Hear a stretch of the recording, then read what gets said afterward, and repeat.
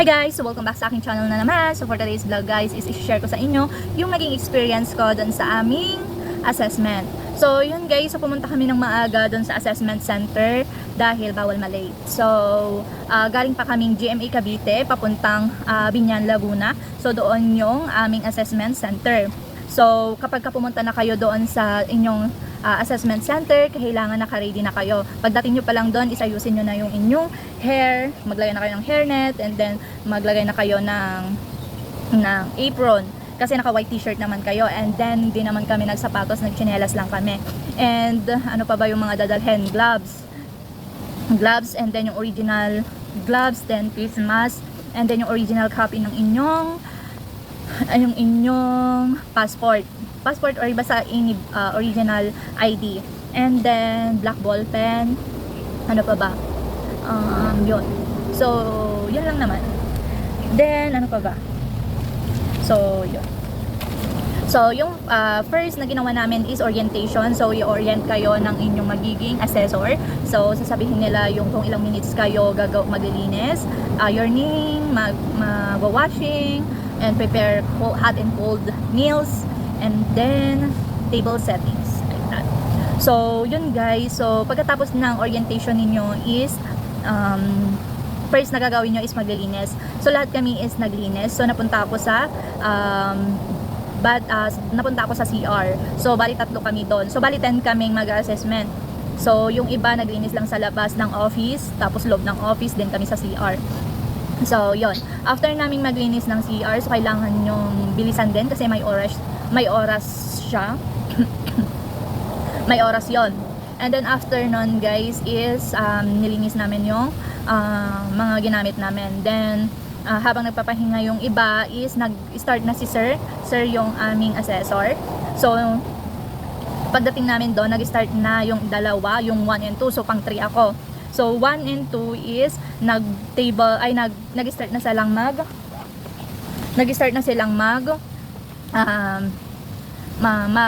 bed setting. Yung isa is traditional, is yung isa is duvet bed settings. So yon, then hinintay namin. So habang naghihintay kami doon sa dalawang matapos, yung ginawa na namin is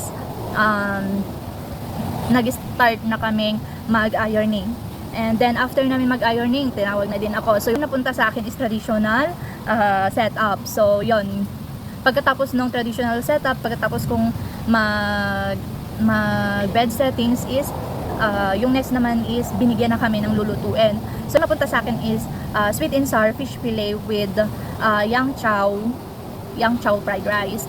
And then yung soup ko naman is clear soup. And then yung appetizer ko is chip salad. And then yung dessert ko is roll banana.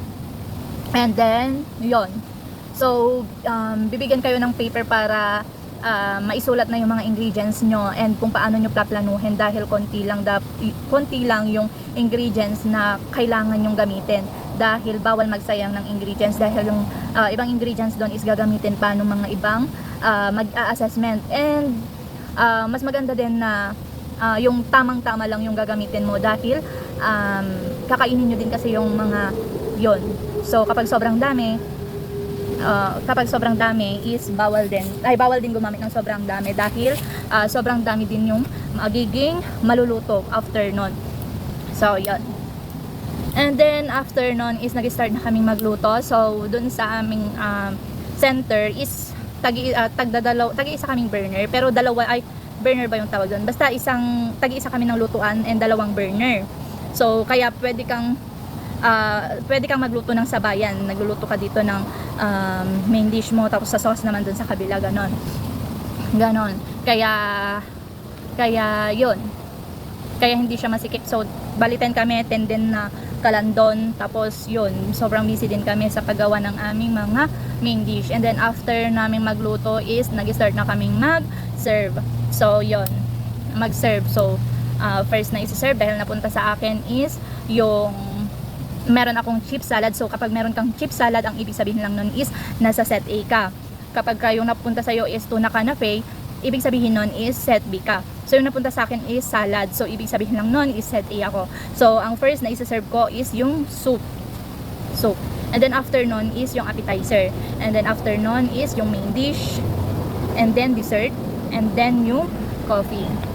So, yun guys. And meron din pa palang dun sa may laundry, ganon, is question lang yung ginawa namin. So, meron silang tinanong niya kung bakit kailangan na i-check yung voltage nung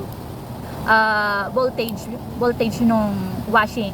So, kailangan natin i-check yung voltage na para iwas sunog, ganon. Dahil meron tayong 2 na klase ng voltage, like 220 and 110. Ay, 210 ata yun yung voltage, and then 110. Basta yun, kailangan yung i-search din yun yung voltage niya. And then, pinaturo lang sa amin yung manual, like tapos kung saan ilalagay yung detergent, yung detergent, yung bleach, tapos yung